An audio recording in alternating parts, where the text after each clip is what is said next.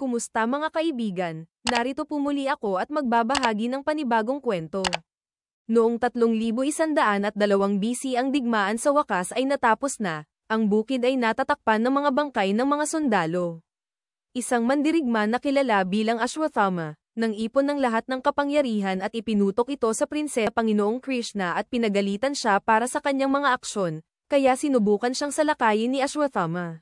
Nahiyas mula sa kanyang noo, isinumpa siyang maging walang kamatayan sa loob ng nabubulok na katawan. Darating lamang ang kanyang pagtubos kapag naprotektahan niya ang babaeng nagdadala ng ikasampung reinkarnasyon ng Diyos na si Vishnu. Ang huling nakatayong lungsod, pinamumunuan ng isang totalitarian 200 taong gulang na Diyos-hari na tinatawag na Yasken. Nakatira siya sa complex, isang baligtad na megastructure na lumilipad sa itaas ng lungsod at kumukuha ng mga mapagkukunan ng planeta upang ibigay sa mayayaman, habang ang lungsod ay nagdurusa sa kahirapan. Kapag dumating ang isang truck, iniska ng isang gwardya ang lahat ng kababaihan upang tingnan kung sila ay fertile. Kahit na sila ay maliliit na babae, ang sa 120 araw ng pagbubuntis. Nagprotesta ang isang ama dahil dinadala ang kanyang anak na babae, hinampes lang siya ng mga gwardya. Isang batang lalaki ang sumubok na humingi ng pera kapalit ng isa pang babae, bigla siyang nahuli ni Rumi, dinala siya sa isang lihim na lugar kung saan siya muling nakikipagkita sa mga rebelde. Ay na nagngangalang Divya, si Rumi ay gumagamit ng isang espesyal na bato upang subukan ang kanyang sinapupunan, na bumaba mula sa kisame at mabilis na nagpaputok. Nahulog at nabasag ang bato, kaya pinulot ni Raya ang panloob na piraso. Habang kinakaladkad ng mga rebelde si Raya, pinatay ni Rumi ang isang raider, sinubukang iligtas si Divya, ngunit pareho silang nahuli. Si Rumi ay inatake ng isang malaking hayop. Pinigilan ni Commander Manas ang hayop at binantaang papatayin si Divya kung hindi sasabihin ni Rumi sa kanya si Shambhala, at agad siyang pinatay ni Manas. Sinubukan ni Rumi na magbigay ng talumpati, agad din siyang pinatay. Samantala, hinabol ng mga raiders ang natitirang mga rebelde at naganap ang shootout sa mga daanan. Nang palibutan ng raiders si Silok, nagpaputok sila at hamarang sa kanila ang isang AI, nagngangalang Baji, driver ng bounty hunter na si Bhairava, na nakatulog nang pumasok sa lugar. Nagpatugtog si Bhairava ng musika sa kanyang bota, gumawa ng ilang galaw sa pagsasayaw, at naghagis ng maliit na pampasabog galit ang lalaki at binaril siya. Biglang nawala si Bhairava dahil siya ay isang hologram lamang. Nagsimula itong muling lumitaw sa iba't ibang mga lugar, na tayong raider ay tumama kay Baji, kaya sinuntok ni Bhairava ng napakalakas na lumusat sa pader. Hinuli si Luke gamit ang isang lubid, kaya ginamit ni Bhairava ang kanyang espesyal na bota upang gumawa ng mataas na pagtalon at sipin ang mga raiders mula sa tulay. Ang isa sa mga sundalo ay mabilis na umakyat pabalik at napadpad sa loob ng isang sinehan. Kinuha ni Bhairava ang isang VR helmet at inilagay ito sa isang raider kaya ang mga raiders ay nagtama sa isa't isa. Muli niyang nilabanan ng parehong mga sundalo sa tulay at madaling ibinaba ang mga ito. Bitaw si Bhairava ng isang espesyal na suntok para talunin silang lahat ng sabay-sabay.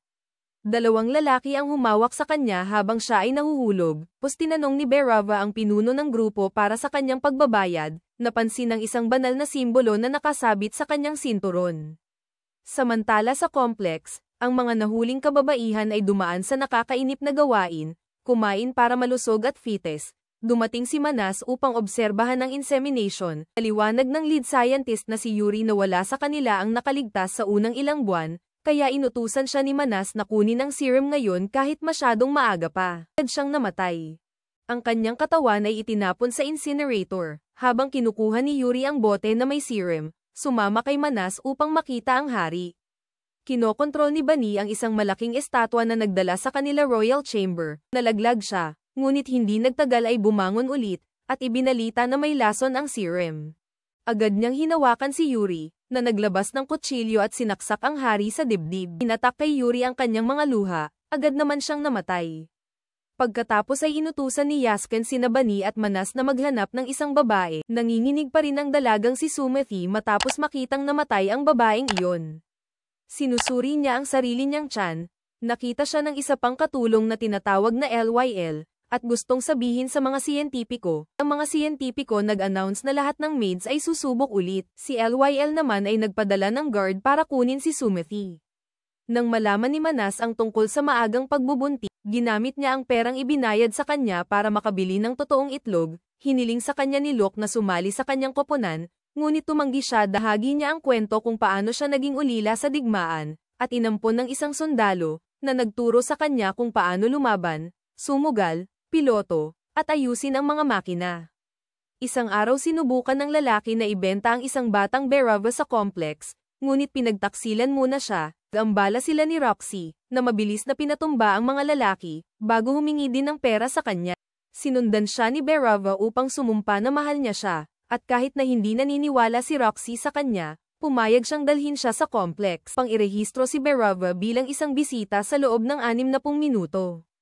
Pumasok sila sa complex at sinimulan ni Roxy ang kanyang gawain sa generator room. Nila naranasan ang sariwang prutas, sumakay sa kabayo, at nakakita ng karagatan sa unang pagkakataon. May drone na nagbabantay sa lugar sa gabi, isang magarbong party kung saan kumakain sila ng masasarap na pagkain sa maang palad, hindi sinasadyang naging sanhi ng pagkahulog ng isang estatwa, upuan ng kanyang mga manggagawa ang isang maalamat na busog na nakabaon sa buhangin. Kasabay nito, si Raya ay hinahabol ng isang raider at robot, mula sa lungsod at nakarating sa disyerto. Nahulog siya sa isang butas sa buhangin at napunta sa isang misteryosong yungib. Sinusundan pa rin siya ng robot, nawakan siya sa binti, at inihagis siya. Biglang lumabas ang anino ang isang matandang lalaki at binaril siya ng robot, ngunit hindi ito nagdulot ng pinsala. Maya-maya ay nagising si Raya at nakitang duguan ang matanda, sinubukan niyang makipag-usap sa kanya, gamit ang lumang salita. Niyaya siyang sumama sa mga rebelde ngunit tumanggi siya. Sa complex, inilagay si Sumethy sa loob ng makina at ang mekanikal na galame ay kumukonekta sa kanyang tiyan. Turi ni Bani ang busog at nang subukan niyang kunin ito, isang malakas na kapangyarihan ang nagpapalipad sa kanya. At ang bato ni Raya ay nagsimulang kumikinang, hinawakan ito ng lalaki at inilagay sa kanyang noo, at nagpapatunay na siya si Ashwathama. Ang pagkasira ng kuryente ang dahilan upang maalis si Sumethy mula sa makina, hinawakan at iniligtas ni LYL. Dalawa ay nagsimulang umakyat sa tunnel, kung saan sila ay natagpuan ng dalawang gwardya. Tumalon si LYL sa isa sa kanila upang itulak siya palabas ng tulay, at itinapon ang isa pa sa pintuan, lalakad na activate niya ang bitag na nag-trigger ng pagliyab. Marami pang bantay ang dumating, kaya hinawakan ni Sumethy ang kanyang tiyan at lumakad sa apoy nang hindi nasaktan. Sinubukan ng mga gwardya na sundan siya ngunit nasunog sila. Sa oras na dumating si Manas, kinuha na ng mga rebelde si Sumethy. Ang ilang kidlat ay tumama sa isang gusali, nagdulot ng apoy at nabasag ang isang piraso ng pader.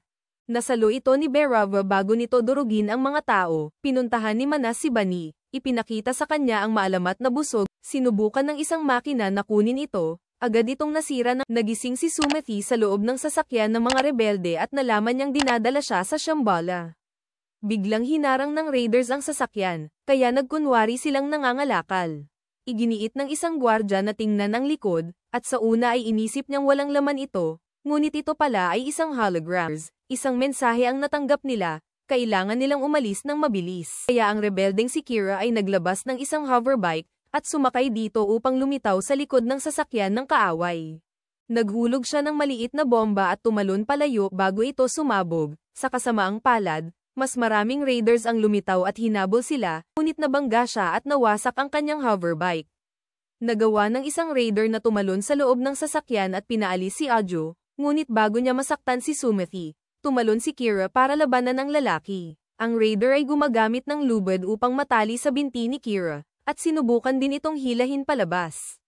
Nahawakan siya ni Sumethy at dumating si Ajo upang tumulong, ngunit nagpaalam si Kira, binitawan ng kanyang kamay. Makalipas ang ilang minuto, dumating din si Berava, ngunit sinusundan siya ng isang kolektor na gustong ibalik ang kanyang pera, kaya nag-transform si Baji bilang isang sasakyang panghimpapawid upang makalayo ng mas mabilis. Samantala, dumating ang mga drone, sumunod sa mga rebelde. Ang isa sa mga drone ay bumangga sa isang malaking rebulto at nabali ang kamay nito, at bumagsak sa kalsada. Pinalibutan ng mga raiders ang sasakyan ng mga rebelde. Lumitaw si Raya kasama si Ashwathama. Ang kanyang lakas ay nagpapahintulot sa kanya na ibaluktot ang mga sandata at kunin ang lahat ng mga raiders ng sabay-sabay, kaya mabilis silang natalo. Si Ashwathama ay lumuhad sa harap ni Sumithi dahil dinadala niya ang susunod na reinkarnasyon ng Diyos. Nawakan siya ni Ashwathama at inihagis sa lupa, kaya ginamit ni Bhairava ang kanyang hologram device upang lumikha ng mga kopya ng kanyang sarili. Labas si Bhairava ng mga espesyal na poses upang makuha ang mga kamay ni Ashwathama. Mabilis na lumabas si Ashwathama sa ilalim ng bumaksak na tulay. Babanggain sana siya ng sasakyan, pinigilan niya ito at sinira. Sumunod, sinubukan ni Bhairava na hulihin si Ashwathama gamit ang kadena, ngunit bumagsak ang gusaling kanilang kinatatayuan. Ang pagbabalik ni Ashwathama sa lalong madaling panahon ay nakarating sa complex, sabi ni Bani ang hula ay nagkatotoo. Maya-maya, bumalik ang mga rebelde sa Shambhala at kailangan nilang turuan si Ashwathama. Ang mga gwardya na ito ay nasa kanyang panig. Nagsimulang umulan, pagkatapos ng mga dekadang tuyo ang panahon. Ampas ng mga rebelde ang gang upang ipahayag ang hula ay nangyayari na. Sa disyerto, nagising si Bhairava at napalibutan siya ng mga gwardya, nagpahayag na naka-blacklist siya at permanenteng pinagbawalan siya sa complex. Ngunit nag-alok si Lok sa kanya na dalhin siya sa Shambhala, sumang-ayon siya. Sa disyerto, nakipag-deal siya kay Manas, kung mahuli niya si Sumithi, papayagan siyang pumasok muli sa complex. Sinimulan na niyang ayusin at pahusayin si Baji sa Shambhala. Nagsimula sila ng isang ritual upang ipagdiwang ang kanilang kultura at magpaalam sa kanilang mga mandirigma. Biglang nagkaroon ng pangitain si Sumithi na nagpapakita ng maraming patay na katawan sa paligid niya. Pagkatapos, napansin ni Ashwathama na sinusubukang umalis ni Sumithi dahil sa tingin niya ay inilalagay niya ang lahat dito sa panganib. Nagtagal, dumating sina Lok at Bhairava sa Shambhala na nakasakay sa Baji. Sinabi ni Lok sa mga gwardya na huwag barilin. Sinubukang umalis kasama si Sumithi, ngunit nakita niya ang nakaharang, isang kopya ng kanyang sarili. Nagsimulang mag-away ang dalawa. Lumabas si Bhairava. Sinubukan ni Sumithi na tumakas, iniwasan ni Bhairava ang atake ni Ashwathama para sunggaban siya.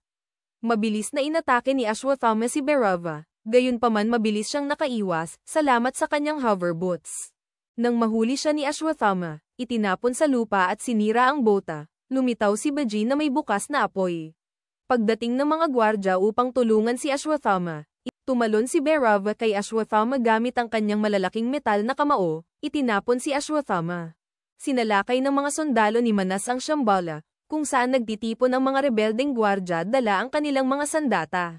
Activate si Manas ng mas malakas na laser, habang sumusugod ang mga sundalo, pinapagana ng mga rebelde ang isang shockwave na kanya na nagpapasira sa mga sasakyang panghimpapawid.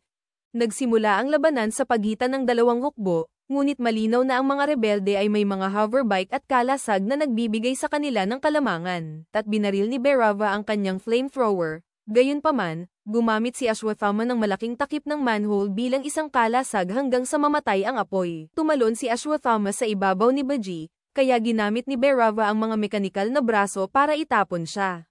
Nang subukan niyang mag-shoot muli, natuklasan niya na kinuha ni Ashwathama ang generator ni Baji. Gamit ang ilang tela, mabilis na itinali ni Ashwathama ang paa ni Baji at tumalon para mahulog siya. Muling binaril ni Manas ng laser, na nagdulot ng malaking pinsala sa lungsod. Ang pinuno ng rebeldeng si Miriam ay gumawa ng isang mataas na pagtalon at gumamit ng latigo ng enerhiya upang ibagsak ang isang sasakyan ng kaaway. Ang sasakyang panghimpapawid ay pinasabog ni Manas at ang pagsabog ay naging sanhi ng pagbagsak ni Miriam. Sinubukan ni Sumithi na tumakbo ngunit binato siya ni Manas ng mechanical harness para mahuli siya at kumuha siya ng sibat ng bantay upang muling atakihin. Nadaig siya ni Manas, sinipa siya at nasaksak siya. Pagkatapos ay binaril ang drone at nahulog si Sumithi, ngunit nahuli siya ni Ashwathama sa gilid ng tulay. Bago niya maitaas ang kanyang kamay ay nadulas siya, muli siyang nahulog, gayunpaman, lumitaw si Bhairava at sinalo si Sumithi. Mula sa taas, maraming harness ng kaaway ang nahuhulog, lumapag din si Manas at sinampal si Sumithi para matamba siya, bago siya dinala. Habang ang banal na puno ay nasusunog, isang maliit na dahon ang nalaglag at dumapo sa tungkod ni Ashwathama. Biglang nagsimulang magising si Bhairava, na inihayag na siya ang reinkarnasyon ng kapatid ni Ashwathama na si Karna. Nagsimula siyang magpaputok ng apoy sa sasakyang panghimpapawid, pagkatapos ay ginamit niya ang mga tauhan upang patigilin ang lahat ng putok ng kaaway at patuloy na sinisipa o sinusuntok ang sasakyang panghimpapawid palayo sa tulay. Patuloy na inaalala ni Ashwathama ang huling laban ng lumang digmaan, kaya binali ni Ashwathama ang mga harness para ihinto ang sasakyan. Ang kanyang lakas at lumipad sila palayo. Muli, naalala ni Ashwathama ang araw na iniligtas siya ng kanyang kapatid na si Karna sa panahon ng digmaan mula sa pag-atake ng prinsipe. Binigay ni Bani kay Yaskan ang tanging patak ng serum na nakuha nila kay Sumethi bago siya tumakas. Itinurok ito ni Yaskan sa kanyang katawan at agad na naramdaman ang bagong kapangyarihang nagpapabata muli sa kanya. Maraming salamat, paki-like and share and subscribe na rin para update kayo sa mga katulad nitong palabas.